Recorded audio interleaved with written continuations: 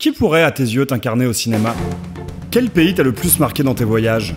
Quel est le vêtement que tu possèdes auquel tu tiens le plus ? Comment gères-tu les conflits ? Quelle chose aimerais-tu effacer de ta mémoire pour la revivre pour la première fois ? Quel est le truc cher le plus inutile que tu aies acheté ?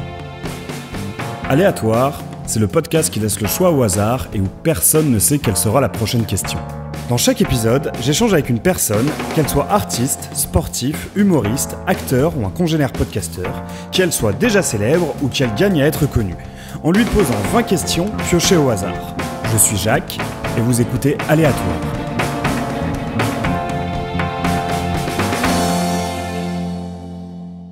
Let's do it. Eh bien, bonjour à toutes et à tous, chères auditrices et auditeurs d'Aléatoire. Alors, je suis peut-être un peu moins réveillé que pour d'autres épisodes, vu que je fais mon premier épisode matinal. Et tu vois, ça fourche déjà. C'est ça, ça fourche déjà. Et j'ai le plaisir de recevoir celle que vous avez déjà entendue, Camille Laurent. Le plaisir est partagé. Je prononce bien, Laurent. Ouais, Laurente, Laurenté, on sait pas. Okay. Je t'avoue, même dans ma famille, on sait pas. Ok, d'accord. Enfin, c'est Laurenté, normalement, c'est italien. C'est Laurenté, c'est d'origine italienne. Tout à fait. Mais vous prononcez Laurent, Laurenté. Bon.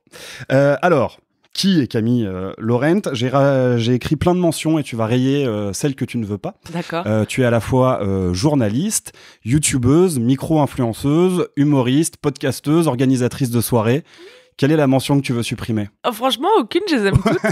Journaliste, je suis plus très active, mais ouais. J'ai fait une formation de journaliste, ouais. Mais c'est par là que t'as commencé à la... Enfin, j'ai l'impression que moi, la première fois que je t'ai vu sur YouTube, c'était avec Mademoiselle, ouais. Où t'es devenue la rédactrice sexo de Mademoiselle. Bah, du coup, je sais pas si tu veux en parler. C'était mon dernier taf de journaliste, en fait, et ouais, j'ai intégré la rédaction de ce web magazine en tant que rédactrice sexo, et au moment où j'arrivais chez Mademoiselle, ils avaient décidé de lancer des chaînes perso pour les filles qui étaient là-bas, qui voulaient faire des vidéos. Et c'était mon cas. Pardon. Vas-y. Et donc, ouais, ils m'ont produit cette chaîne YouTube pendant 2 ans. Et ensuite, quand j'ai quitté Mademoiselle, je suis partie avec la chaîne YouTube. Mmh.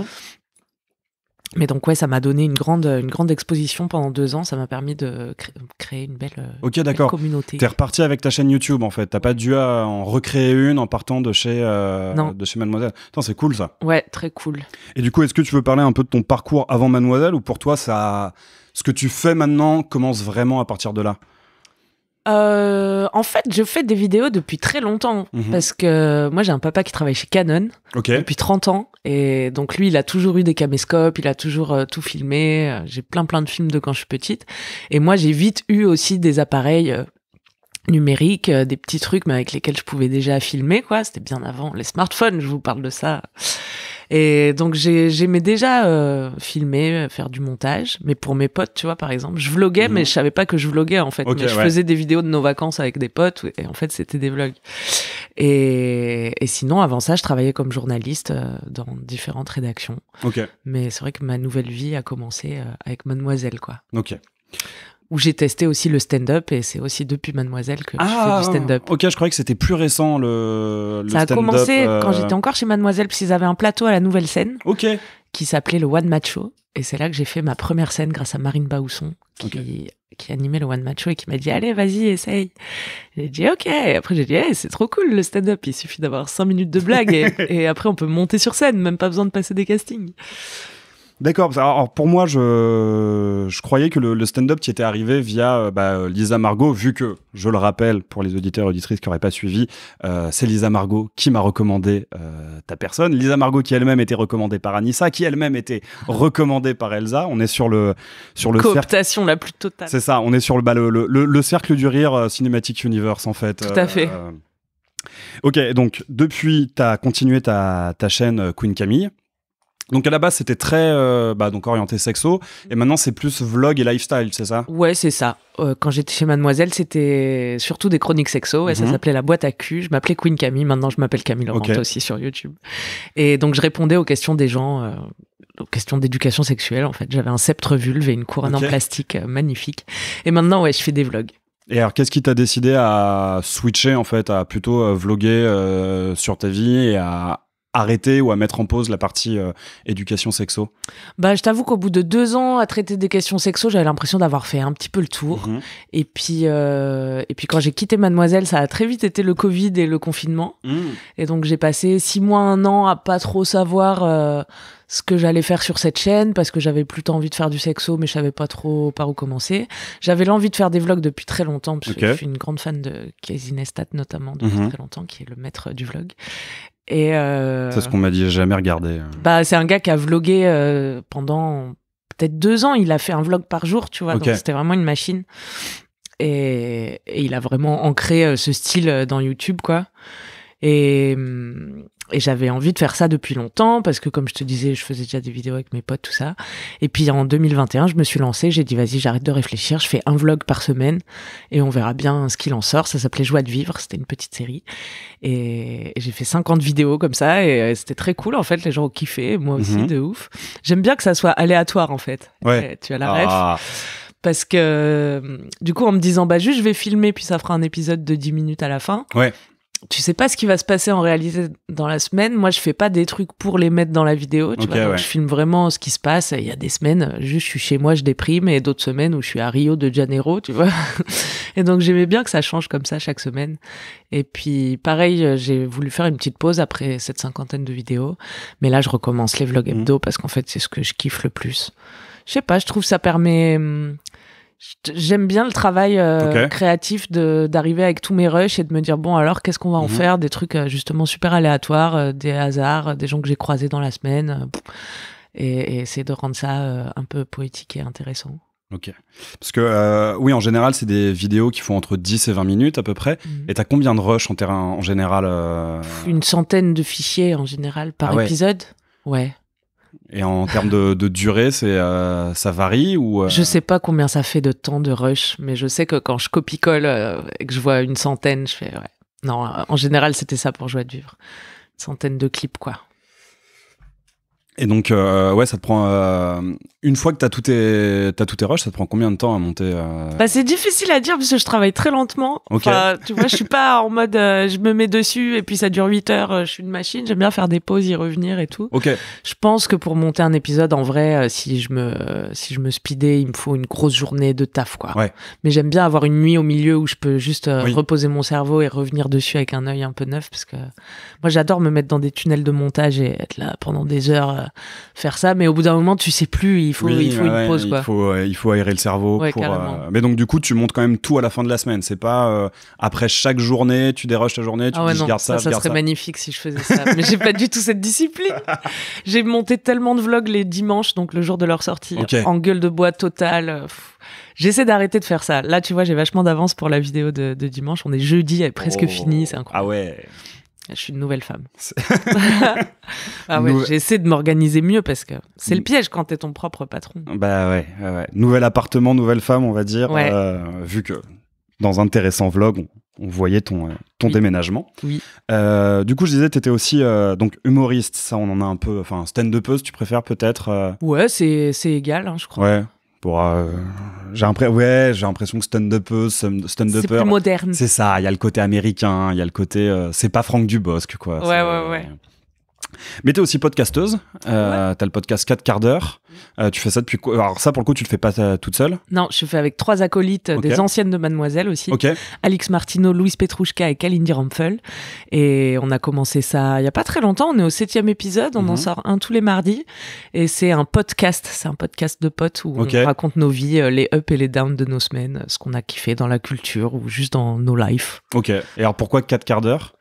Parce que ça dure 4 quarts d'heure. Ok, d'accord.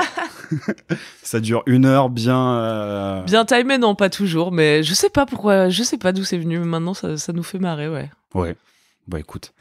Et tu es aussi, alors pour le coup, je dirais que j'ai l'impression que c'est la dernière chose en date, c'est organisatrice de soirée avec la Chatte en Feu. Ouais. Dont la première a eu lieu à la Machine du Moulin Rouge il y a 1 semaine, 2 semaines, c'est ça? 2 semaines, ouais, je crois, exactement. Ok, et alors comment t'as lancé ça et quel est c'est un truc où il n'y a pas le droit de filmer, pas le droit de faire de photos, entre autres? En gros, le concept, j'ai monté ça donc avec Louise Petrouchka qui fait aussi partie de 4 quarts d'heure, qui elle est DJ, et moi j'adore sortir, j'adore les soirées, elle aussi, puisque c'est son travail, et j'avais grave envie d'organiser des événements. Et ouais, notre concept, c'est de faire une safer party. On peut pas se dire safe parce qu'on peut pas tout contrôler ce qui se passe. Mais on essaie de faire beaucoup de prévention autour du consentement en milieu festif, etc. On s'est fait former par Consentis, qui est une association qui fait beaucoup ça. Et donc, ouais, pas de photos, pas de vidéos. Non pas qu'il se passe des trucs de ouf et qu'on veut pas que ça sorte, mais juste, ça permet de mettre une ambiance vraiment instant présent, tu vois. Les gens sortent pas leur téléphone, du coup, parce qu'a priori, ils en ont pas trop besoin. Et je pense que ça permet à tout le monde de se sentir un peu plus libre et voilà. Et ça met une ambiance, de profitons du moment, puisque de toute façon, il n'en restera rien. Aucune preuve visuelle. Et on passe du dancehall, du reggaeton, tous les afrobeats, du baile funk, tous les trucs qui font twerker. Il y a un truc, il y a quand même une identité musicale un peu. Plutôt twerk. Ok, mais il y a pas c'est pas en mixité. Si, c'est en mixité, mixité heureuse. En mixité non inclusive. Attends, il est tôt, hein, donc j'ai pas forcément tous les termes militants qui me viennent, mais ouais, c'est en mixité heureuse. Tout à fait. Je sais pas si ce terme existe vraiment. Je crois pas, non. Mais s'il existe pas, je l'invente. Bah voilà. C'est pour dire oui, vous pouvez venir si vous êtes des hommes cis, mais juste il faut pas que vous soyez relous. Ouais, casse pas. Juste cassez pas les couilles. Très bien.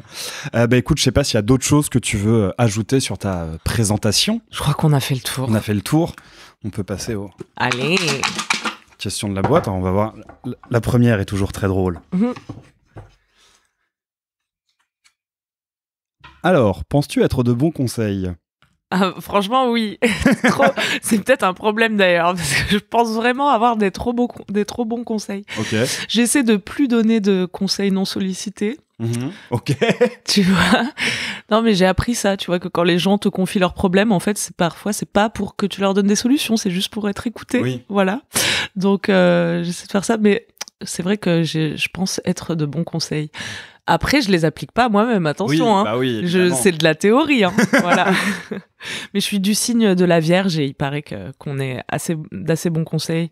Parce qu'on regarde la réalité en face, je crois, et qu'on dit les choses telles qu'elles sont. C'est plus dur quand ça te concerne toi, mais quand c'est les autres, trop facile de régler les problèmes des autres, c'est easy, quoi. D'accord, mais ouais, t'es un peu de la catégorie, c'est pas le cordonnier le mieux chaussé. Ah ouais, non. Faites ce que je dis, pas ce que je fais, quoi. Et ça t'arrive au moment où tu donnes un conseil à quelqu'un, de te dire mais c'est pas mal ce que je dis là, peut-être que je m'écoute aussi. Oui, franchement, oui, chaque jour. Chaque jour. Donc ça veut dire que chaque jour on te sollicite quand même pour tes conseils. Non. En vérité, non. Mais n'hésitez pas, je vous dirai toujours la vérité nue. Alors, est-ce que tu es sensible à la critique ? C'est-à-dire, est-ce que ça me chafouine si on me critique ? Tu prends la question comme tu veux la prendre. Hein. J'avoue, j'aime pas trop qu'on me critique. Qui aime ça ? Ça dépend. Ça dépend comment elle est formulée. C'est vrai. Non, je serais ouverte à la critique constructive. Je pense que tout le monde répondrait ça, non ? Ouais. Mais justement, est-ce que t'as déjà eu des critiques constructives qui t'ont quand même mis bien down parce que justement trop constructives En fait, je pense... Parfois, je sais que les gens ont raison. Par exemple, ils vont critiquer un truc, mettons sur les vidéos, par exemple. Je sais qu'ils ont raison dans l'absolu, mais je suis là... non, mais ça, j'ai la flemme, je vais pas le faire, en fait. Okay. Ou tu vois, je vais trouver des justifications pour pas suivre le bon conseil, en fait. T'aurais des exemples ou Attends, j'essaie de me rappeler de trucs qui m'ont mis dans le doute. Je sais pas, je crois que je suis le plus sensible aux critiques de ma mère, par exemple. Ouais, alors qu'elle connaît rien à YouTube. Mais quand elle me dit « Ah ouais, bah là, tu vois, l'interview, elle aurait pu durer un peu plus longtemps. » Et tout, je suis là, putain, elle a raison. Mais ouais, je suis un peu une flemmasse. Donc, en général, quand je fais un truc, j'ai déjà trouvé mon système, genre le plus efficace pour le faire de manière à ce que ça me coûte le moins de temps et d'énergie. Ouais. Et oui, je peux faire mieux, mais est-ce que j'ai envie de faire mieux ? Tu crois que c'est la flemme ou c'est la peur du succès ? Je sais pas. Ouf. La peur de l'échec ou du succès, je sais pas. Alors déjà, je pense qu'on peut parler de la liaison qui existe entre la peur de l'échec et la peur du succès, hein, qui est quand même assez énorme, je pense. Et puis, après, mais en même temps, je pense que la flemme, c'est une peur de l'échec. Hein. Je connais aucun flemmard qui fait rien. Qui fait rien ? Ah, parce que ouais. Je connais pas de vrais flemmards, en vrai. Bah oui, de toute façon, la flemme ne peut apparaître que si t'as des trucs à faire à la base. Et je connais pas de flemmards qui ont juste la flemme. C'est vrai.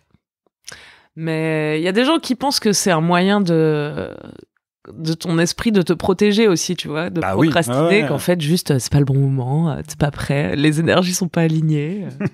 Voilà, il faut l'accepter. Ouais, je pense que quand t'acceptes les moments où t'as pas envie de taffer, moi, j'essaie de faire ça. Parce que parfois, je me force, mais du coup, ça se fait dans la douleur, c'est pas génial. Et parfois, tu laisses juste passer le moment de flemme et l'envie revient. Et quand tu travailles avec l'envie, c'est quand même 10 fois plus efficace et plaisant. Ouais, carrément. Ouais. Parfois, faut se laisser un peu vivre. Et alors, du coup, je vais compléter la question initiale, particulièrement pour toi, qui est donc, es-tu sensible à la critique ? Je vais te demander, es-tu sensible à la critique de tes aisselles ? Ah, tu connais mon fétichiste des aisselles. Je suis quand même un peu, oui. Eh ben ouais, j'ai quelqu'un dans ma communauté qui aime beaucoup les aisselles apparemment, de manière un peu sexuelle. Et mais là, ça fait longtemps qu'on l'a pas vu. En fait, je l'ai charrié sur Instagram et du coup, il a disparu. Je l'ai shamé, c'était pas bien peut-être. C'était pas pour le shamer, c'était juste ça me faisait marrer parce que chaque semaine, il commentait genre magnifique double aisselle cette semaine ou pas d'aisselle cette semaine, mais bonne vidéo quand même.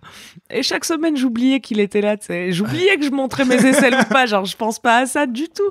Donc à la fin, j'étais là, je voyais son commentaire, je disais ah putain, j'ai encore montré mes aisselles, je suis vraiment une salope quoi. Mais là, on n'a plus trop de nouvelles de lui. Reviens si tu nous écoutes. Si t'écoutes le podcast. Franchement, c'était rigolo. Et après, j'ai envie de dire, c'est tellement inattendu que ouais, forcément, t'as envie de le partager avec ta communauté, quoi. Bah ouais, c'était marrant. Ça faisait marrer mes potes, en tout cas. Oui, parce que j'imagine que t'en as parlé avec tes potes avant d'en parler en story. Absolument. Et que tu voyais que tes potes ont rigolé. Tu t'es dit, ah, vas-y, je vais en parler en story. Quel pays t'a le plus marqué dans tes voyages ? Ah bah je pense le Brésil dernièrement, c'était quand même une sacrée aventure. Parce qu'on est parti là-bas avec une copine à moi qui s'appelle Lucie, Extra Lucie sur YouTube. Et c'était du hasard pour moi parce qu'elle avait déjà prévu d'aller là-bas.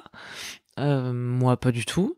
C'était juste le Covid, on pétait un câble sous couvre-feu et on a décidé d'organiser notre évasion au soleil en janvier 2021.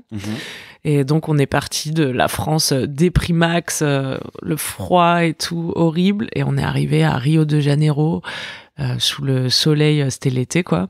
Ouais. Et c'était un des seuls pays ouverts puisque Bolsonaro faisait de la merde. Donc, on a profité de cette petite faille du système pour se semi-confiner là-bas. Et c'était incroyable, ouais.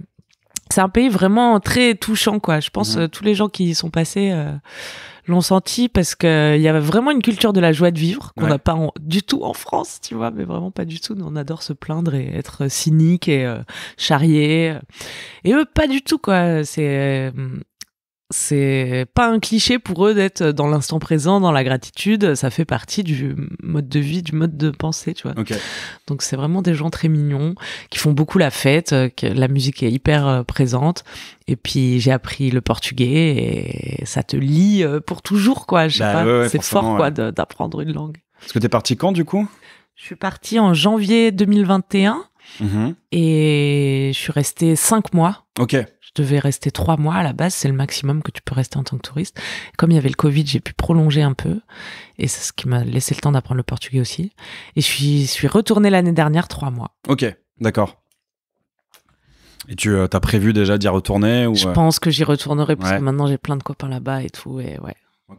Et t'envisagerais pas de carrément aller habiter là-bas ou Bah, c'était un peu l'idée quand j'y suis retournée la deuxième fois.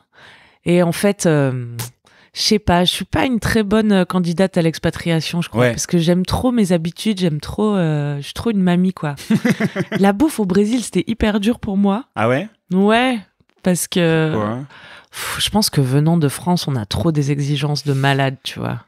Et eux, ils ont la joie de vivre, mais ils ont pas trop la gastronomie, en tout cas pas dans le sens où on l'entend. Et du coup, quand on te donne du vinaigre blanc pour mettre dans ta salade, t'es là, mais wesh, t'as l'impression d'être un dauphin, le fils, un roi enfant, tu sais, qu'elle a, mais envoyez-moi de l'huile d'olive. Un dauphin dans ce sens-là, je disais, oui. Je vois pas le rapport.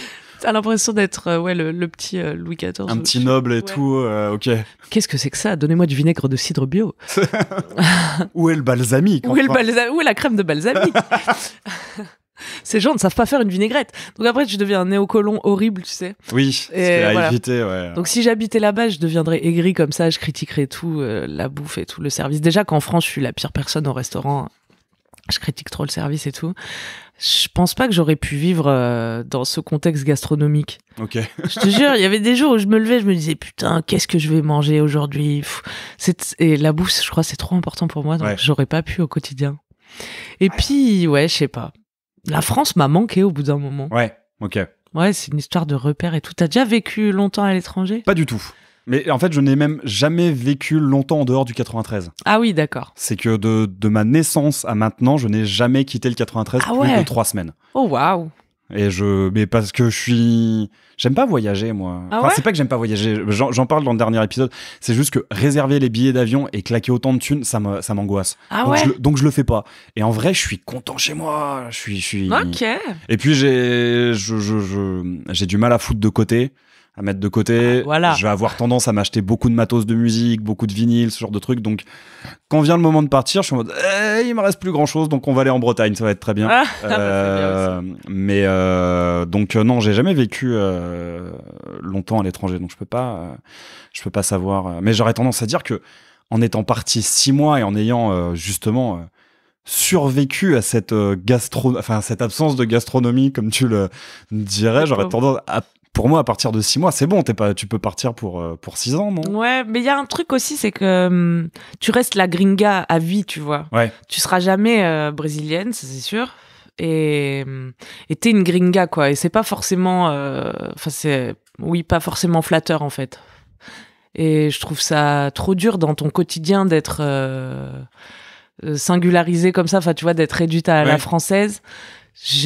Quand j'habite à un endroit, j'aime bien, enfin tu vois, là je suis à Paris, je passe inaperçu, quoi. J'aime bien ça aussi. Et le fait que tu sois obviously un étranger, je sais pas, ça met un biais dans les rapports entre les gens et je trouve que c'est dur à vivre au quotidien. Il faudra que je pose la question. Ma copine a vécu 4 ans au Brésil. Ouais. Donc il faudra que je lui pose la question de comment elle avait... Au Brésil. Je crois qu'elle était à... Attends, elle va me tuer. Je crois qu'elle était à Sao Paulo. Ouais. Essentiellement, ouais. Elle a été un peu à Rio de Janeiro et... Ou c'est l'inverse. Désolé, Florence. Mais ouais, je sais plus exactement. Elle me le redira et elle va m'assassiner. Tu lui demanderas comment elle l'a vécu. Et on lui demandera comment elle l'a vécu. Alors, si tu avais pu être championne dans un sport, lequel aurais-tu choisi? Je pense que moi, j'aurais bien aimé faire de l'athlétisme. Ok. Genre courir très vite. Ok. Ou sauter très loin, tu vois. Ouais, je crois que c'est ça. Parce qu'il y a... un truc de performance, peut-être. Ouais, tu trouves ça impressionnant Ouais, je sais pas, c'est le seul sport que je peux regarder à la télé, tu vois. Ok, d'accord. Je trouve ça cool, l'athlétisme. Parce que, je sais pas. Du coup, attends, je réfléchis en même temps. J'avoue, le saut en hauteur, c'est classe. Le saut en hauteur, c'est hyper classe. Et le saut à la perche aussi, c'est assez... Ouais, il y a plein de trucs. Peut-être ce que j'aime, c'est qu'il y a un objectif bien précis, tu vois. Oui. Et juste, tu performes pour l'atteindre. Et il n'y a pas un truc de... Et puis, c'est solitaire aussi. Enfin, ça se fait pas en équipe. Je sais pas. En fait, moi, j'aime bien les sports où il n'y a pas de jeu. Comment dire, où c'est juste l'effort physique, tu vois. J'aime bien courir parce que c'est débile, tu vois. Tu cours et tu cours, quoi. Il y a rien à faire. Il y a pas de points, il y a pas de points, il y a pas de stratégie. Enfin, tu peux affiner des stratégies, mais tu vois, c'est assez basique. J'aime bien la muscu et tout, les trucs où juste tu fais de l'effort, quoi. Ok. Ouais. T'es pas donc sport collectif. Pas trop. Ouais. Pas trop, mais j'en ai jamais trop fait dans ma vie, quoi. J'ai fait du hand en club pendant 4 ans, mais j'étais une ado avec un grand corps tout mou, je faisais ça pour être avec une pote, c'était vraiment pas ma passion, quoi, l'ambiance match, gymnase, oui. Non, c'était pas mon truc. Quelle innovation technologique aimerais-tu avoir inventée? Qui n'existe pas ou qui existe déjà? Écoute, je te laisse faire ton choix. Bon, je pense qu'on pourrait améliorer cette histoire de Bluetooth déjà, là, parce que je comprends pas qu'il y ait des gens qui aillent sur la Lune et nous, on met 5 minutes à connecter une enceinte. ça me fout en l'air régulièrement. Qu'est-ce qu'on pourrait inventer de bien? Alors tu sais qu'on n'est plus capable d'aller sur la Lune pour le moment. Hein. Ah bon, pourquoi? Ah ouais, ils ont perdu les plans. Quoi? Mais genre, mais c'est réellement ça. Mais les plans de la route? Genre le chemin. Globalement, en vrai, la NASA, en ce moment, ils sont en train de retravailler. Il y a un projet de renvoyer quelqu'un sur la Lune. Et je crois que Thomas Pesquet est d'ailleurs concerné par ce projet. Mais à l'instant où on parle, ils ne savent plus envoyer quelqu'un sur la Lune.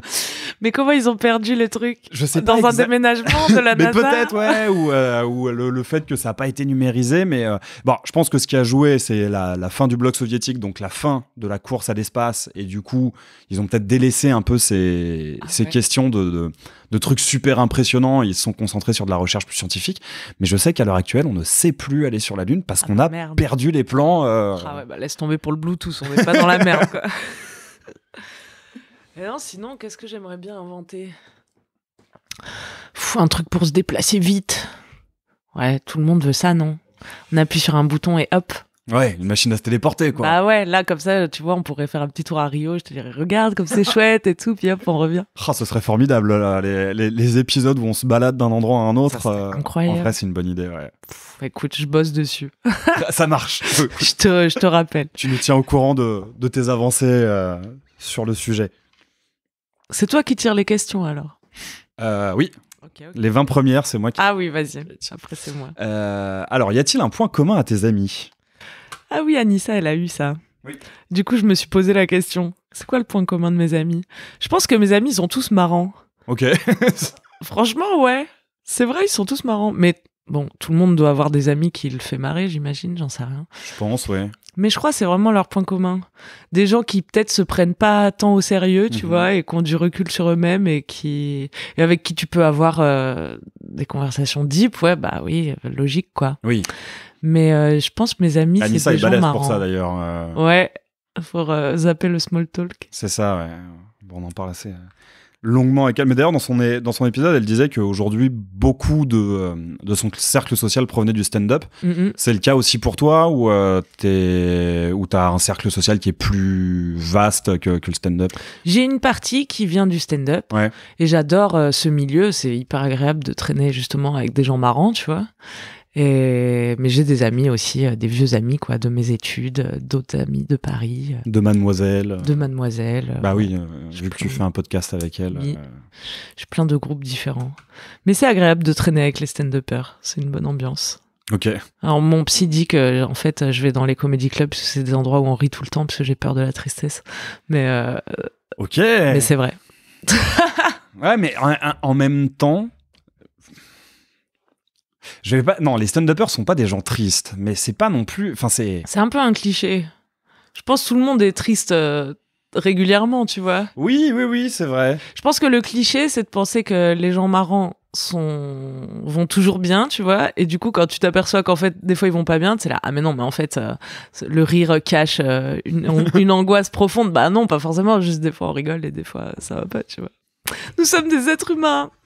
Ça, on a des émotions qui fluctuent. Mais je crois pas du tout au mythe de l'artiste torturé, ah ouais, qu'il faille être torturé ou drogué pour produire de l'art, tu vois. Au contraire, je pense que ça aide d'aller bien et d'être dans un corps sain. Je sais pas. Je pense que si t'es drogué et torturé, tu peux produire de l'art, mais malgré ça, tu vois. C'est pas ça qui t'aide. Je pense que c'est un frein et tu produis malgré ça, quoi.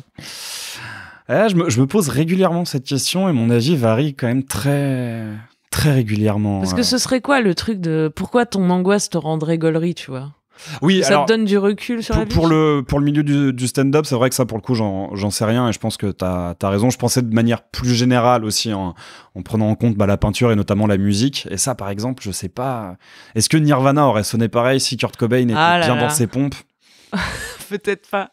Mais on aurait eu plus d'albums. Mais on aurait eu plus d'albums, ouais, c'est vrai. Quoique pas sûr, hein, parce qu'avant de se suicider, son projet c'était de mettre fin à Nirvana. Donc, c'est vrai. Ouais. Il en avait marre du succès. Il s'est suicidé alors, tu crois? Ça c'est la grande question. Est-ce qu'il s'est fait assassiner? J'aimais trop Kurt Cobain quand j'étais adolescente. Je comprends. Bah, trop mon amour. On a tous aimé Kurt Cobain. J'ai acheté des Converse à cause de Kurt Cobain. Tout le monde se moquait de moi au collège, c'était pas encore la mode. Ouais. Mais moi, j'ai vécu la fin de la période où c'était pas encore la mode et où on s'est un peu moqué de moi. Et ensuite, l'année suivante, tout le monde avait des Converse. Oui, incroyable. Mais d'où tu t'es foutu de ma gueule l'année dernière? D'où tu viens en Converse? Mais ouais, non, mais oui, je pense que c'est suicidé quand même. J'avais regardé la Kurt & Courtney, le documentaire qui disait en quoi c'était Courtney Love qui l'avait fait assassiner. Et en grandissant, je trouve qu'il y a quand même une grosse part de sexisme derrière. Ouais, c'est bien possible. Cette théorie, en fait, je me dis. Le mythe de Madame Bovary Calsum. C'est ça, ouais. C'est un peu étrange quand même. C'est bien, on est quand même parti de y a-t-il un point commun à tes amis à Kurt Cobain s'est-il suicidé? Kurt Cobain s'est-il suicidé? Si tu pouvais avoir un don, lequel serait-il? J'aimerais bien savoir chanter genre comme Céline Dion, tu vois. Ok. Ah ouais, je kifferais. C'est un truc que tu sais pas du tout faire? Pas comme Céline Dion. Je sais pas si Céline Dion est la meilleure référence parce que je crois que les critiques musicales plutôt la descendent. Non, mais tu vois, d'avoir une grosse voix comme ça où tu peux tout chanter, quoi. Ouais. Ou non, on va dire aller Whitney Houston ou tu vois, Mariah Carey. Ah ouais, être une diva, ça je kifferais. Je suis pas du tout une diva. Ce qui te ferait kiffer, c'est de chanter ou d'être une diva du coup? Non, c'est pas non, c'est vraiment de chanter, quoi. Parce que j'adore chanter, je chante beaucoup, mais pas aussi bien que j'aimerais. Et alors c'est un truc que tu fais, on va dire, de ton côté, genre sous la douche ou en soirée karaoké avec des potes, vraiment, ou c'est un truc que tu t'essayes quand même un peu de développer et de te dire vas-y, on va tenter, hein. Là récemment, en fait, pendant longtemps, je pensais qu'on pouvait apprendre à chanter. Enfin, on peut apprendre à chanter, tu vois. Mais il y a quand même des limites il y a quand même un truc physique. Alors, j'ai des copains chanteurs qui m'ont expliqué, du coup, à qui j'ai posé la question, les yeux pleins d'espoir, tu vois. Est-ce qu'un jour, je serai Mariah Carey? On dit, bon, il y a quand même un truc de ta cage thoracique, elle est comme ça, donc ça résonne comme ça. Enfin, tes cordes vocales sont je sais pas quoi. Mais là, on s'est mis un petit défi avec Lisa Margot Omri, justement, où on s'est dit, vas-y, qui elle chante très bien et qui joue de la musique, du piano et tout. On s'est dit, vas-y, on va s'entraîner sur une chanson et on ira chanter dans un club de jazz. Parce qu'on a fait ça cet été. On est allé voir des gens faire un petit, je sais pas comment on appelle, jam session, exactement, avec des meufs qui chantaient trop bien et tout, et ça nous a trop fait rêver.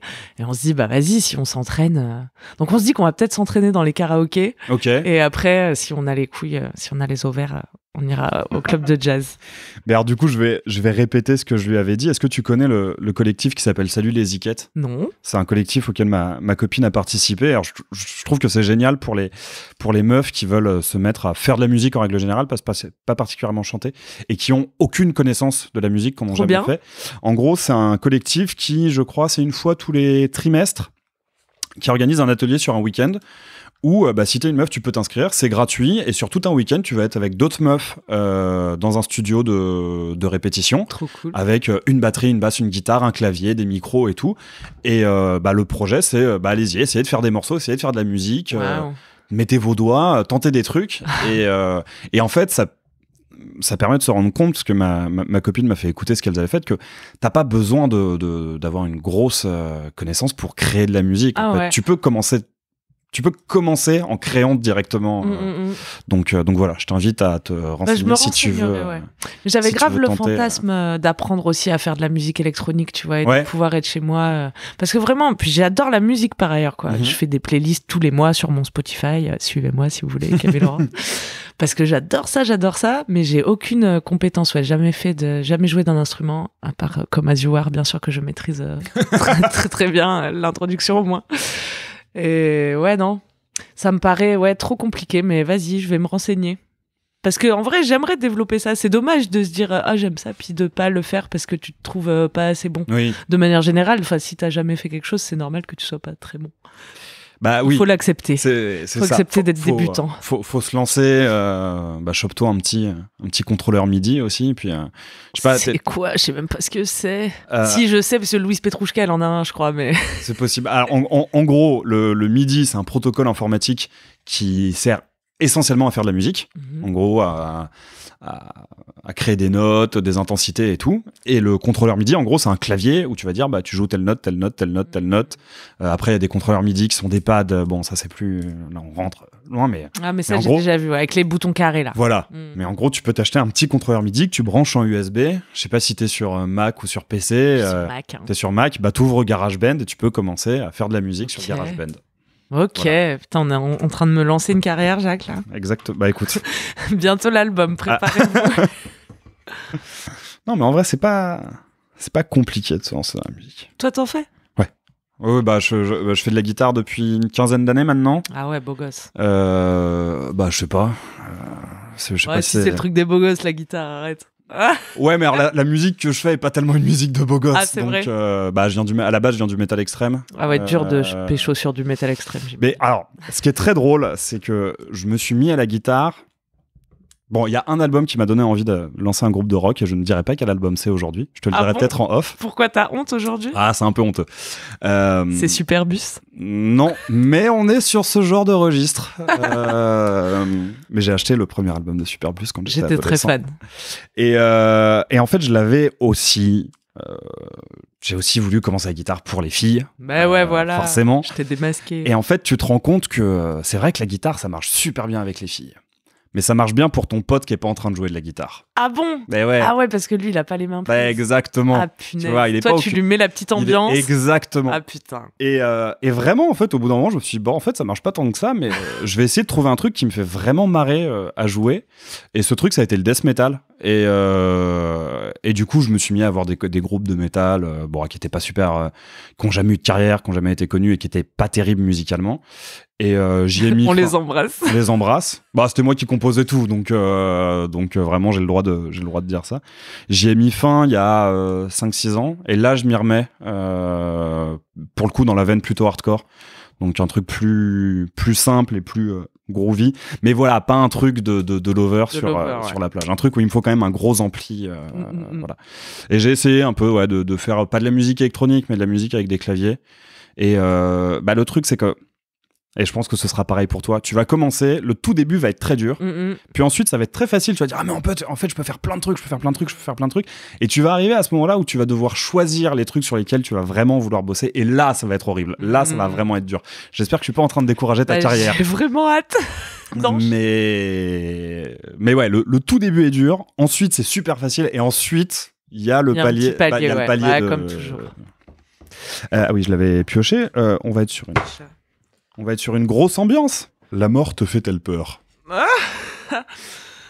Bah, je sais pas. Récemment, j'ai entendu un truc de psychologie qui disait que, en gros, derrière toutes nos peurs, c'est la peur de la mort, tu vois.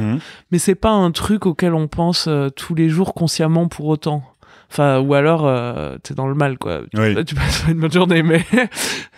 mais non, mais je trouve que penser à la mort, ça donne envie de vivre, tu vois. Ouais.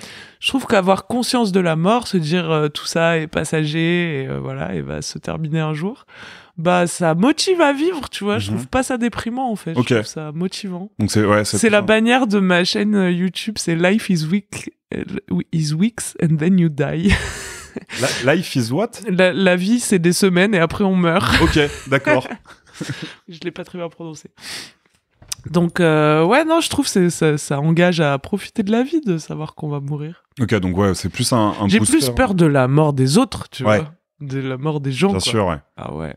Mais du coup, toi, ta propre mort, c'est plus un carburant qu'un truc qui t'immobilise. Ouais, j'y pense pas trop. Je crois pas. Tu sais, des fois, t'entends des gens dire je crois que je vais mourir jeune et tout. Je dis, bah, non, moi, je crois que je vais mourir à 120 ans. Ok. Je vais bien en profiter. Ouais, non, je suis assez optimiste. Bah écoute. Assez optimiste sur ma mort. Bah écoute, je pense que j'ai trouvé le nom de l'épisode. Je suis assez optimiste sur ma mort. Je suis assez optimiste sur ma mort, je trouve que c'est un super nom. Alors, bah écoute, justement, on va continuer là-dessus.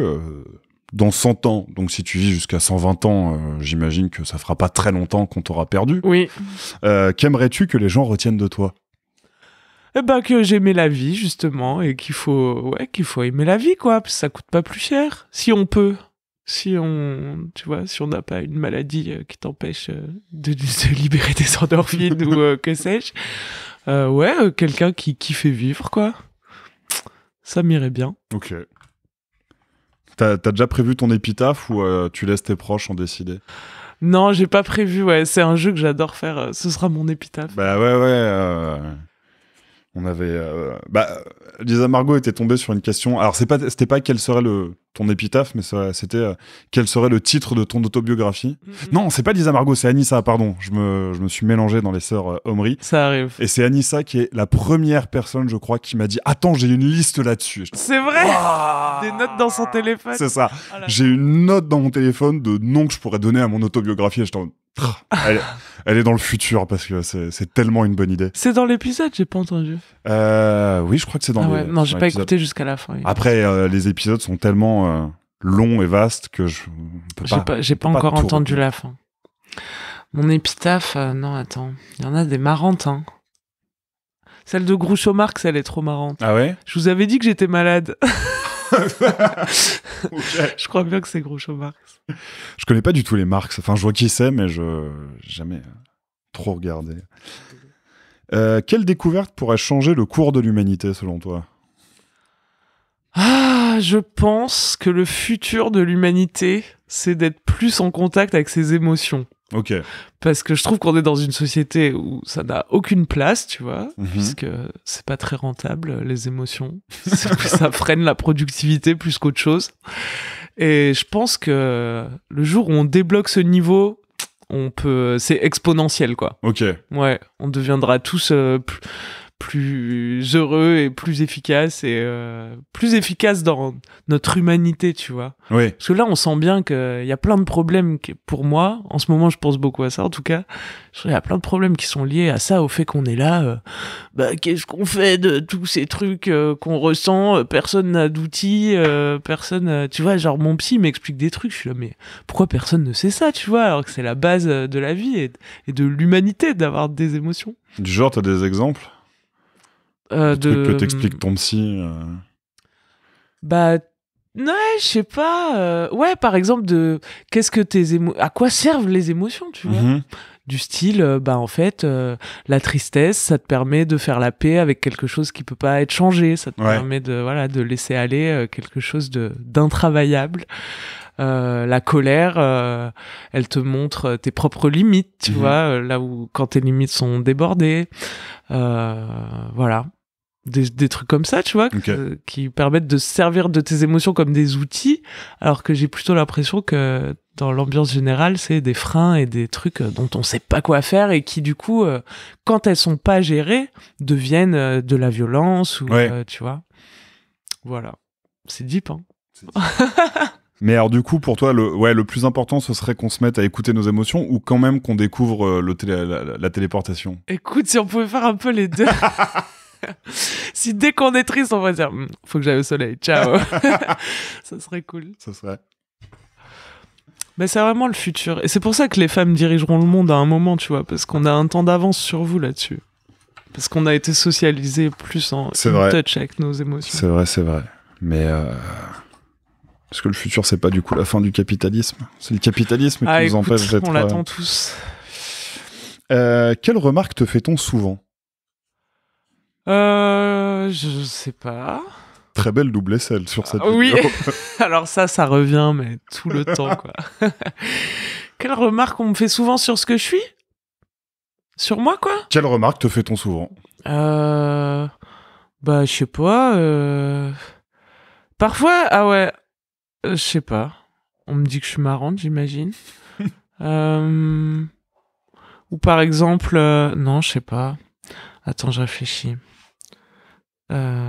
Souvent, les gens, on me demande souvent d'où vient mon accent. Ok. Mais j'ai pas d'accent. Enfin, je crois pas. Non, enfin... Mais parfois, je mélange, j'aime bien pour rigoler mélanger des accents, tu vois. Je prends un peu d'accent belge, je prends un peu d'accent du sud ou quoi dans la même phrase. Mais à des fins humoristiques, je pense. Ou je sais pas. J'ai pas fait gaffe, j'ai pas l'impression que t'as un accent. Mais je crois pas non plus, mais il y a pas mal de gens qui bloquent et qui me disent d'où vient ton accent, ça revient souvent. Ouais. Non, je trouve que t'as une diction qui t'est très propre. Ah oui. Mais j'aurais pas identifié ça comme un accent. Bah écoute, ça revient souvent. Ok. Voilà. Et en fait, il y a pas d'accent. Ou alors parfois quand je suis... Une remarque qui revient souvent aussi et qui me fait rire, c'est les gens ils me disent « Tu te fous de ma gueule ?» Quand je suis en train d'être gentil avec eux, tu sais. Mais non, c'est vraiment sincère. Je sais pas, peut-être comme je fais trop de blagues tout le temps. Ok, ouais. À un moment, je dis un truc gentil, sincère, les gens sont là, « Se fout de ma gueule ou quoi ?» Quand tu fais un compliment ou... Ouais. Ok. C'est drôle. Bah écoute. Mais en tout cas, la prochaine fois que quelqu'un te demande d'où vient ton accent, tu lui dis « Va écouter l'épisode d'aléatoire. Voilà, la réponse est là-dedans. » La réponse. Et je vais choper des écoutes. Voilà. There is no petit business. Ah tiens, celle-ci, je crois qu'elle n'est jamais sortie. Ah ouais. Qu'est-ce que tu aimes le plus chez ton ou ta meilleure amie? Je sais pas si j'ai une meilleure amie. J'ai des vieux amis. Ce que j'aime chez mes vieux amis, c'est justement que c'est des vieux amis, tu vois, c'est qu'on traverse la vie ensemble et qu'on peut se perdre un peu, se retrouver. J'ai des très bons amis qui vivent à Bruxelles, par exemple, donc on se voit pas tous les jours, tu vois. Mais ça fait 10 ans, 15 ans que on se voit régulièrement et que quand on se voit, c'est comme au premier jour. Comme au premier jour, ouais. Voilà. Bah ouais, mais j'ai pas un ami...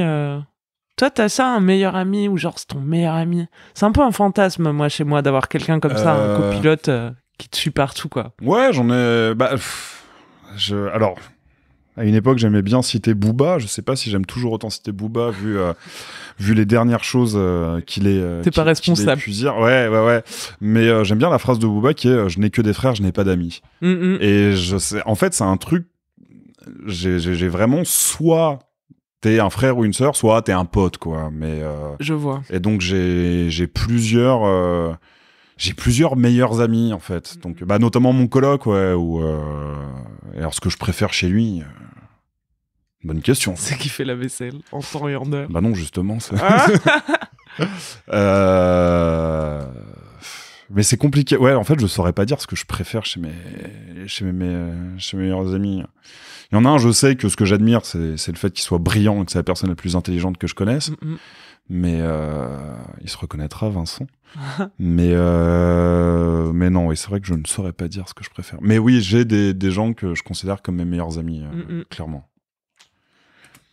C'est la loyauté, quoi, qui me fait kiffer, moi. Ouais, c'est un peu ça. Mais après, c'est vrai que t'as pas forcément besoin d'accoler le nom de meilleur ami pour que cette loyauté existe, en fait.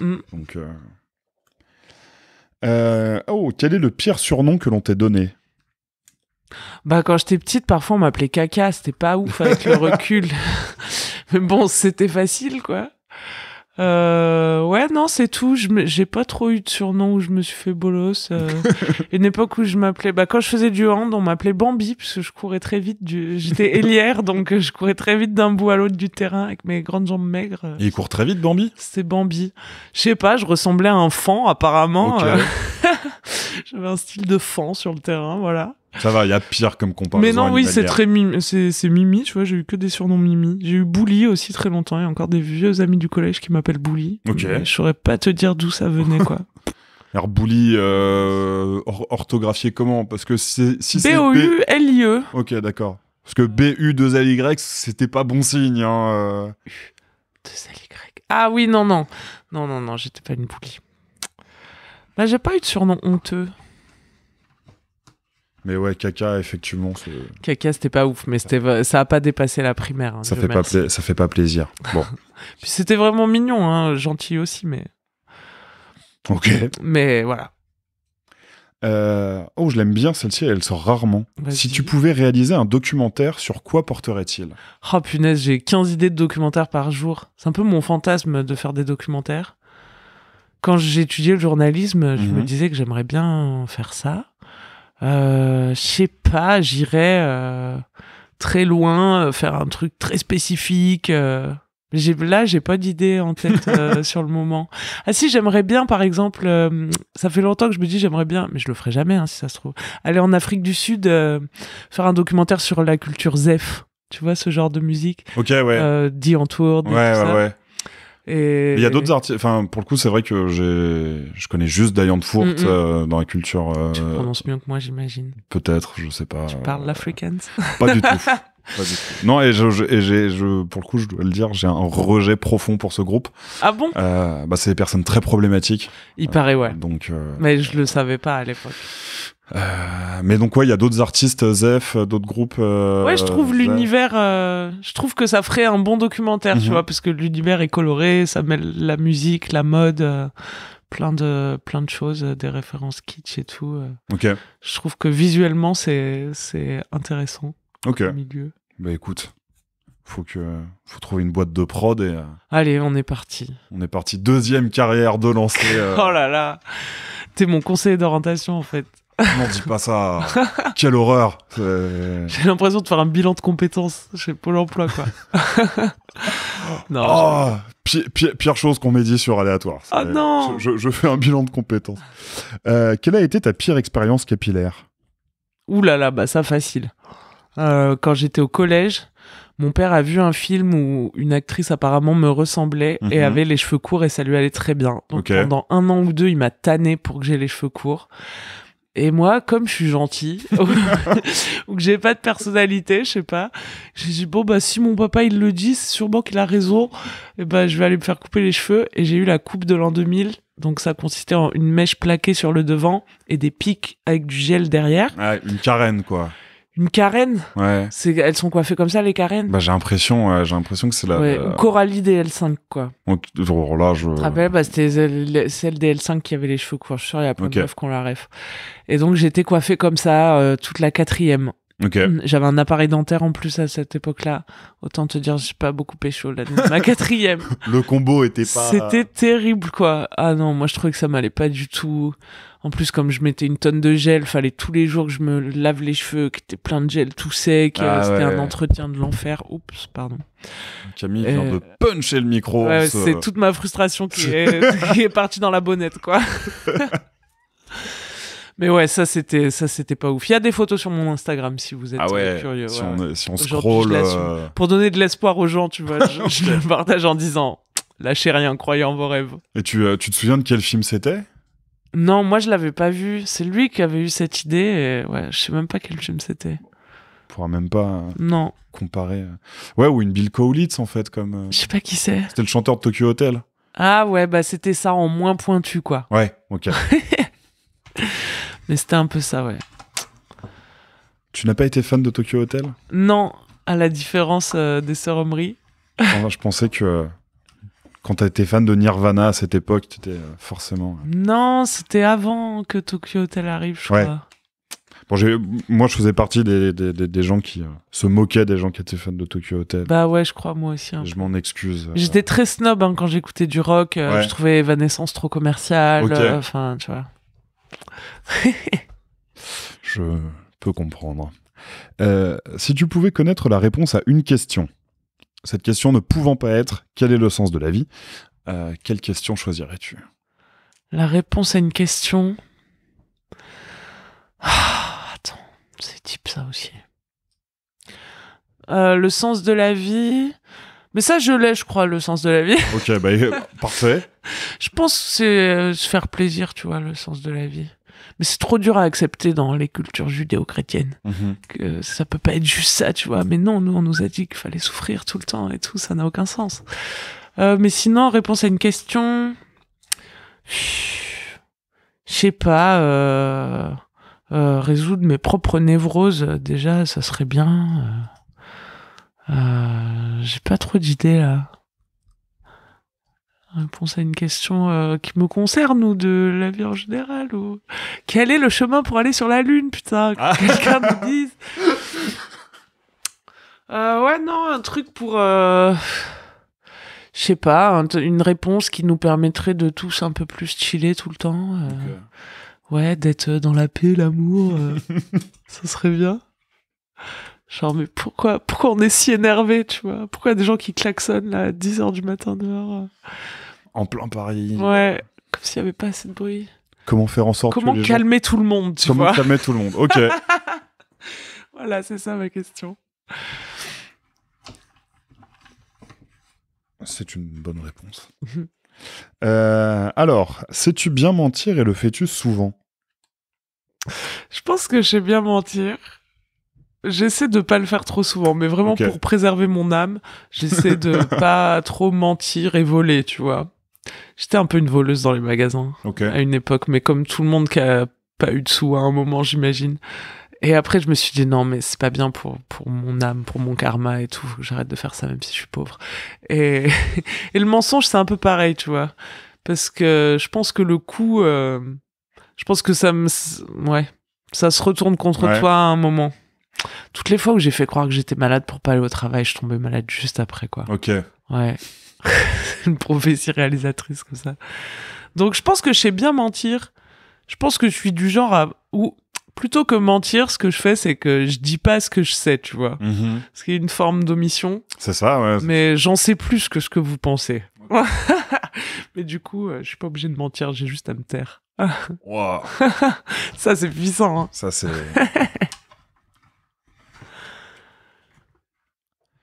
tu peux faire voter n'importe quelle loi. Laquelle choisirais-tu?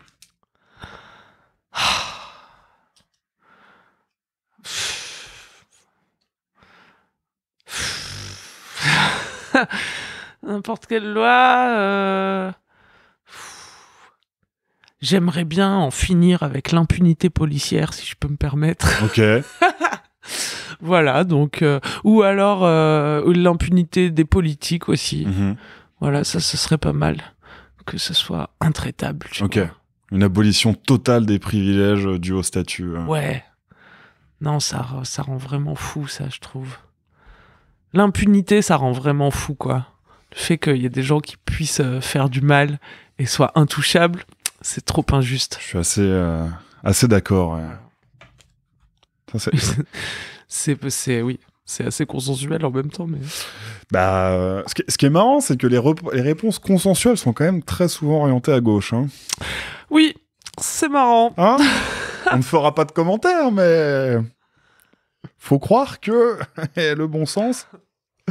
Quand est-ce que tu as pleuré pour la dernière fois? Bonne question, c'était pas il y a très longtemps. Je pense que c'était chez le psy la dernière fois. Ouais. Voilà. Il n'y avait pas de... Enfin, j'allais dire, il n'y avait pas de raison particulière, mais c'est justement pour ça que je paye 80 balles la séance. Qu'est-ce qui se cache derrière cette tristesse, Camille? Écoute, faudra refaire le podcast dans 6 mois, 1 an pour que ça marche. Je dise, ce qui m'a rendu triste, mais ouais, c'était ça. Et la dernière fois que j'ai pleuré pour une raison, non, il n'y avait même pas trop de raison. Je devais être juste en PMS et je sais pas, il devait plus y avoir de beurre salé, tu vois, ou un truc comme ça, ouais. Bah, c'est assez terrible quand même. Oui. L'absence de beurre salé, c'est dur à affronter. C'est bien de pleurer. Oui. Ça lave. Mais pareil, il doit y avoir une raison physiologique ou physique qui fait que ça libère des trucs. Ton corps fasse un truc qui est complètement bizarre en plus, qui est de genre faire couler de l'eau par les yeux tout en te secouant de spasmes. Et ton corps fait ça alors que c'est ta tête qui bidule, c'est incroyable. Et après, le truc est fatigué, quoi. Et après, t'es fatigué, mais t'es mieux. T'es mieux, quoi. Une espèce de béatitude. C'est comme un vomi des émotions par les yeux, quoi. Autre titre possible. Autre titre. Pleurer, c'est vomir ses émotions par les yeux. Je vais avoir l'embarras du choix. Tu choisiras. Bah écoute. Mais c'est dingue le lien corps et esprit, ouais. C'est assez fou. Est-ce que tu as un objet porte-bonheur?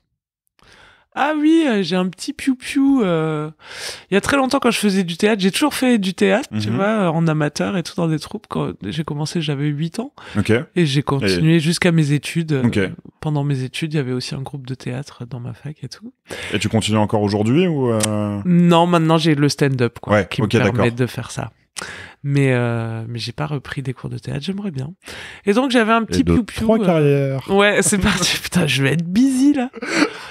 Et quand j'étais petite, dans cet assaut de théâtre, on avait fait un petit goûter de Pâques, et puis sur le gâteau, devait y avoir, tu sais, les petits piou-piou, là, les petits poussins.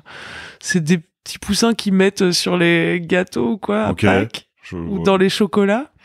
Et bref, je l'avais récupéré, c'était mon porte-bonheur, c'était mon piou-piou, puis je faisais toucher piou-piou à tout le monde avant de monter sur scène. Et il y a pas très longtemps, j'ai retrouvé un piou-piou comme ça, donc. Mais je le prends plus avec moi sur scène, mais il est là-bas quelque part. C'est le seul porte-bonheur que j'ai pas tant de porte-bonheur. Mais c'est le même depuis le début ou Non, j'ai perdu le piou-piou original. T'as perdu le piou-piou donc quand j'ai trouvé un autre, j'ai dit allez. Mais j'ai pas trop de porte-bonheur. Je me sers pas d'un porte-bonheur dans la vie. Pas, y a pas un truc où si tu sors sans, tu te sens non. Tu te sens pas bien. Okay. Par mes écouteurs, quoi. Oui, mais ça, c'est pas un porte-bonheur. Enfin, oui, non.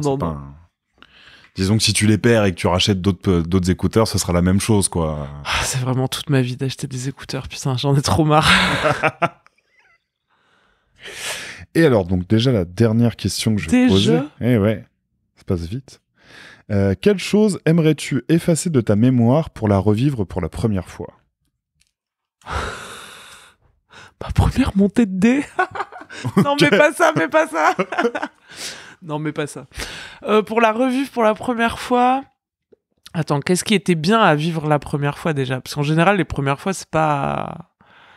Soit c'est de la drogue et c'est très très fort et sympa, soit c'est pas terrible parce que comme c'est la première fois, c'est un peu nul.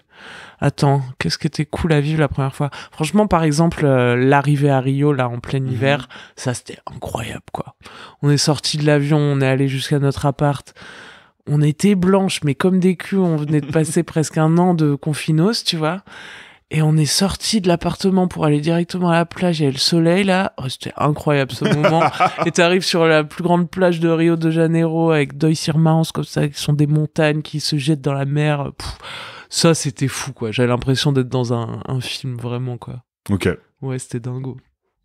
Oh, mais c'était la première fois que t'allais aussi loin, que tu voyageais aussi loin, ou t'avais déjà fait des... J'étais allé déjà 3 mois au Cambodge pour un stage. Okay. À Phnom Penh, j'ai vécu 3 mois à Phnom Penh. Ça, c'était le plus loin que je suis allé. Et là, c'était la première fois en Amérique du Sud, en tout cas. Ok. Très bien. Bah écoute, on a fait les 20 questions. Tu peux à ton tour en piocher. À nous. Allez, c'est parti. Ah, je faisais genre quelque chose à attraper ma main dans la boîte. Un gag visuel. C'est ça. Y a-t-il quelque chose que tu aimes faire à l'ancienne? C'est toi qui dois répondre premier? Oui. Vas-y. Attends, j'avais trouvé une... J'y ai déjà répondu, j'avais trouvé une autre réponse depuis. Je sais pas si c'est à l'ancienne. J'ai quelques paires de boots sans cuir. J'aime bien passer du temps à les cirer. Ah ouais? Et sinon, quand je me rase, je me mets de la mousse avec le blaireau et le savon. Ah, classe. Voilà. Ce que j'aime faire à l'ancienne. Et mais j'avais une autre réponse. Peut-être qu'elle va me revenir. Toi, t'as un truc que t'aimes faire à l'ancienne? C'est-à-dire un truc de vieux, quoi? Ou un truc vintage, quoi? Ouais, par exemple. Qu'est-ce que j'aime faire à l'ancienne? En ce moment, je me dis, ça manque les soirées appart, tu vois. On se disait ça avec une copine. Les préchauffes et tout. Tu sais, quand on disait, on fait... non, c'est comment? Un before? Ouais, on fait un before avant de sortir. Et ça, je trouve, on se disait hier, on le fait moins parce que, je sais pas, on a des petits apparts. Ouais. Et puis, on a arrêté de binge drinker aussi. On essaye, en tout cas. Mais ça, c'était bien, les soirées appart ou les trucs où on... Puis peut-être juste on a des tafs. J'ai l'impression quand on était ado, on avait tellement de temps pour juste traîner, se faire chier. Et du coup, c'était les meilleurs moments parce que tu finissais par trop rigoler ou inventer des activités farfelues. Ça, c'était cool. Ouais. Je referais bien ça à l'ancienne. Après, ouais, non, la dernière soirée que j'ai faite, c'était une soirée appart et j'ai fait quasiment que des soirées appart dans ma vie, donc... Putain, mais faut sortir de chez Watt, Jacques. Non, mais pas chez moi, hein. pas chez moi, chez des potes, mais... Ah ouais, bah moi je suis beaucoup sortie à l'extérieur ces dernières années, enfin les clubs, les soirées techno, tout ça. Mais ouais, je reprendrais bien les petites soirées à la maison. Mais là, maintenant que j'ai une table, tu vois, comme j'ai déménagé, je peux inviter les gens à manger et tout, ce qui n'était pas du tout le cas dans mon 14 mètres carrés. C'est ça aussi. C'est pendant 4 ans, j'ai pas pu recevoir chez moi, et ça, je kiffe. Donc je vais recommencer à le faire. Je vois. Non, moi, en fait, j'ai plutôt tendance justement à commencer la soirée en sortant, et ensuite on finit en soirée appart. Ah ouais. Genre on commence au bar, on commence à un concert, et ensuite on va dans l'appart d'un pote et on se termine là-bas. J'avoue. C'est bien aussi comme... Ouais, je vais expérimenter ça. C'est bien aussi. Et bon, ça m'est pas revenu le truc que je faisais. Si, je n'ai jamais utilisé... Enfin, si, j'ai déjà utilisé, mais j'ai pas de micro-ondes chez moi. Ouais, moi non Donc plus. je cuisine tout comme si le micro-ondes n'existait pas. Ben, la même. Je sais pas si c'est à l'ancienne, mais voilà. Bah si, hein, quelque part. Tu vas pas chez Picard, du coup, quoi. Bah si, mais je prends pas ce qui se fait au micro-ondes, quoi. Bah dans le 14 mètres carrés, il y avait un micro-ondes, mais il rentrait pas dans la cuisine, en fait. Donc il est resté 4 ans dans un placard et j'ai appris aussi à faire sans micro-ondes. Bah ouais. À l'ancienne. Encore à moi.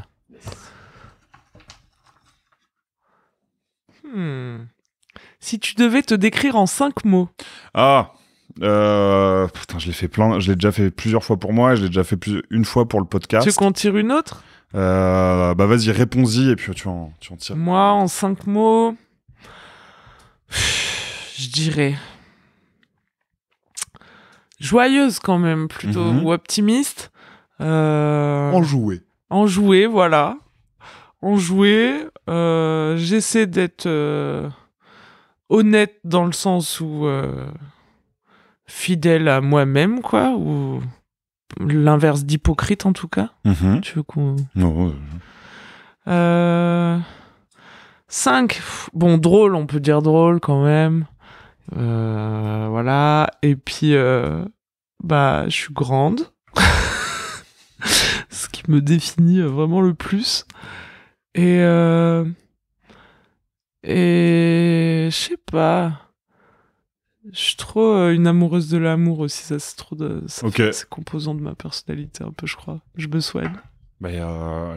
C'est 5 mots, hein, c'est pas 5 adjectifs. Donc tu peux mettre amour dans le 5e mot.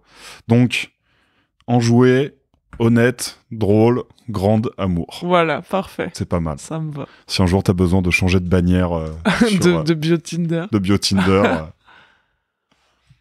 Si tu pouvais te réincarner dans un animal. Un crocodile. Ah ouais, pourquoi ?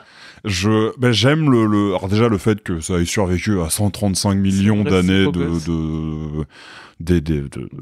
d'évolution sans bouger d'un poil. Je trouve que c'est très apaisant comme animal. Ah ouais. En fait 90% du temps, c'est ultra apaisant et 10% du temps, c'est une machine à tuer qui, si tu le croises, t'es niqué. Et je sais pas, ça me... T'aimes cette ambivalence. J'aime bien. Et je trouve ça super beau. Mais je crois que Anissa m'avait avait pioché la même question pour moi et que ma réponse était à peu près... c'était déjà le crocodile. Ouais, c'était déjà le crocodile. Et puis, je trouve ça beau. Je trouve ça tellement beau, en fait. C'est classe. Que, donc, ouais, un crocodile... Puis tu passes l'essentiel de ton temps à dormir, quoi. Ils font pas grand-chose, hein. Tu dors en nageant. Ils dorment en nageant ? Probablement 2 de mes activités préférées. Ah. C'est parfait. C'est vrai, ils dorment en nageant ? Ils dorment en nageant. Waouh. Ils se mettent comme ça. Et alors, ce qui est marrant, tu sais, quand ils ont juste la tête qui dépasse de l'eau, ce qui est très drôle, c'est qu'ils sont pas allongés, ils sont à la perpendiculaire. Ah ouais, ils sont en angle droit ? Ils sont limite en angle droit. Ah waouh. C'est donc ouais, un crocodile. Stylé. Ouais. Toi, Moi, je crois, je serais un chien. Ouais.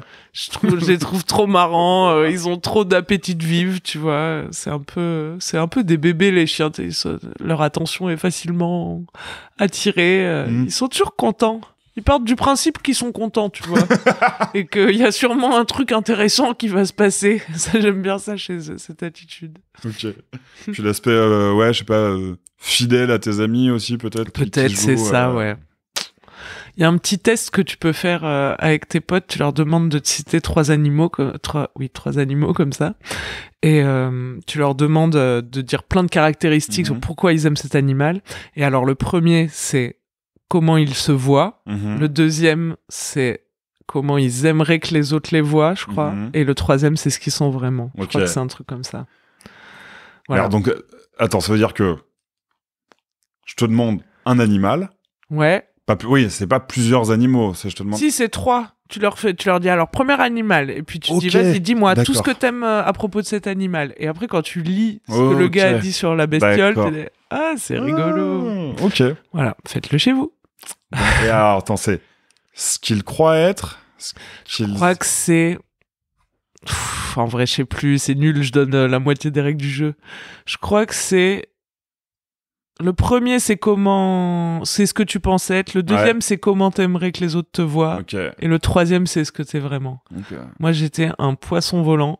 Donc, puisque j'avais cité en 3e le poisson volant en disant qu'il était cool parce que il planait. Et que c'était un poisson qui vole, quoi. Ouais. Tu t'y attends pas, et pourtant. Il vole. C'est stylé d'être un... Alors du coup, ce que je crois être, c'est un crocodile, c'est-à-dire quelqu'un qui dort et qui est une machine à tuer. Il faut se méfier, parce qu'en fait, il dort et bam, il te croque. Bah, écoute. Allez, la dernière. Encore ? Ah ouais. Allez, bah oui. Vas-y. Touk. Quel programme télé n'existe pas mais devrait être créé à ton sens ? Putain, pareil, j'ai répondu tellement de fois à celle-ci. Une télé-réalité avec des pirates. Avec des vrais pirates ? Non, avec des gens où on leur dit vous devenez des pirates, vous êtes sur un bateau, vous devez trouver un trésor. Et ils ont le droit de se couler entre eux. Oh waouh. Ouais. Et ils ont une carte au trésor et tout. Ouais. Non, justement, chaque équipe a un bout de la carte au trésor. Ah. Donc faut commencer par se foutre sur la gueule. Ah ouais, c'est un Koh-Lanta hardcore, quoi. Ouais. Sympa. Ouais. J'adorerais voir ça. Ah. Parce que t'aimes les pirates ? Ouais, globalement, j'aime tout ce qui est lié à la mer et à la navigation. Donc, très bien. Ouais, j'aime bien les pirates. J'avoue, ce serait stylé. Moi, je mettrais de la philo à la télé. Ok. Parce qu'il y en a pas du tout, tu vois. Non, c'est vrai, ouais. Pas du tout. Bon, peut-être personne voudrait regarder sauf moi, mais je trouve que ce serait tellement incroyable si cet outil de diffusion de masse, tu vois, pouvait être employé à élever l'humanité. Ça changerait, quoi. Je me demande si on n'a pas eu un peu à une époque. Mais sur c'est Arte, vrai que... genre. Ouais, voilà. Tu vois, ou plus généralement, pardon, vas-y. Non, vas-y. J'allais dire plus généralement que des gens qui s'y connaissent vraiment en des sujets intéressants, tu vois, viennent nous éduquer, quoi. Ok, ça serait trop stylé que d'avoir des pseudo-experts qui te parlent pendant 1 minute superficiellement d'un truc. Tu sais, que ça serve à quelque chose, la télé, quoi. Ouais, je suis assez... Ça serait beau. Oui, ce que fait Arte, quoi, globalement. C'est que toute la télé soit comme Arte. Je sais pas, ouais. Ou moins chiant, peut-être, mais je sais pas. Mais ouais, pour la philosophie, je me demande si l'abécédaire de Deleuze a pas été oh là là, mais ça, par exemple, diffusé. qu'est-ce que c'est chiant, c'est irregardable, quoi. Ah, je suis pas d'accord. Je comprends rien. Oui, mais les gens, ils comprendraient rien. Faudrait vulgariser, quoi. Ok. Faudrait quelque chose de plus... accessible. Mais je me demande quand même si ça n'a pas été diffusé à la télé je crois moment, parce que si on a vu le replay, c'est qu'il vient de la télé, je pense. C'est ça. Écoute, merci beaucoup. Plaisir. Pour tes réponses, merci à toi. Pour ton temps, pour m'avoir accueilli chez toi de si bon matin, je le répète encore une fois. À 11h, calmez-vous. Oui, à 11h. On s'est pas retrouvé à 7h à 7 du. Comme je t'avais dit, il y a une dernière question qui est, est-ce que tu pourrais me donner 2 personnes que tu aimerais entendre dans Aléatoire, écouter dans Aléatoire, donc une avec qui tu peux me mettre en relation et une plus inaccessible. Ok, alors moi je peux te mettre en relation avec Extra Lucie. Ok. C'est mon amie Lucie qui maintenant fait des vidéos sur YouTube avec qui j'étais partie au Brésil. Parce que c'est vraiment une amie, je l'aime parce que elle me dit toujours des trucs étonnants, tu vois. Elle a toujours des visions sur les choses que t'es là, ah ouais, j'avais pas vu comme ça, j'avais pas pensé. Et puis souvent ça paraît extrême ou trop farfelu, mais en fait elle tient le raisonnement, tu vois, et t'es là, c'est intéressant. Donc j'aimerais bien voir ce que Lucie répondrait à tes questions. Et comme personne connue avec qui je peux pas te mettre en relation, je sais pas, en ce moment, moi j'habite dans le même quartier que Blanche Gardin en fait, figurez-vous, donc parfois je la croise dans la rue et j'aimerais bien l'entendre sur des trucs un peu perso. Ouais. C'est vrai que Blanche Gardin ça me plairait bien. Je connaissais assez peu, j'ai vu sa série là, la meilleure version de moi-même. Ouais. Je sais pas si tu l'as regardé. Oui, j'ai regardé. C'est moi, je serais assez chaud pour recevoir ça serait cool. Blanche Gardin. Écoute, si tu la croises... Je lui parle de toi. Oui, je pense que c'est peut-être pas la première chose que tu as envie de dire. un mot. Mais ouais, ça serait chouette. Parfait. Et en vrai, il y a quand même une dernière question. Où est-ce qu'on te retrouve ? Vous pouvez me retrouver sur l'internet. Sur Instagram, je m'appelle Camille.Lorente, avec un O donc. Et sur YouTube aussi, Camille Lorente. Très bien. Et dans les stories Insta, je mets en général quand j'ai des dates de stand-up. Ok. Si vous voulez venir voir le stand-up. Sinon, une vidéo tous les dimanches sur YouTube. Formidable. Écoute, je mettrai tout ça en description de. Et la chatte en feu aussi sur Insta. J'ai pas encore la date de la prochaine soirée, mais venez danser avec nous. Faut suivre donc le compte de la chatte en feu. Tout à fait. Et donc, j'imagine le compte de 4 quarts d'heure. 4 quarts d'heure n'a pas de compte, mais vous pouvez suivre mes acolytes et moi-même, et sinon 4 quarts d'heure est sur toutes les plateformes de podcast. Parfait. Et donc on peut aussi te retrouver sur Spotify si on veut écouter tes playlists, mensuelles. Absolument. Bah écoute, parfait. Encore merci. Avec plaisir. Quant à vous, chers auditeurs et auditrices, vous pouvez toujours retrouver Aléatoire sur Instagram, sur Twitter si ça vous fait marrer, mais il s'y passe jamais rien, à @aléatoire_s, et je vous dis au prochain épisode. Ciao. Merci d'avoir écouté Aléatoire. J'espère que cet épisode vous aura au choix ému, fait rire, appris des choses, ou les trois en même temps. Si vous voulez soutenir le podcast, vous pouvez en parler autour de vous, le partager sur vos réseaux, ou encore lui donner 5 étoiles sur la plateforme d'écoute de votre choix. À très vite pour une nouvelle rencontre, et laissez-vous surprendre.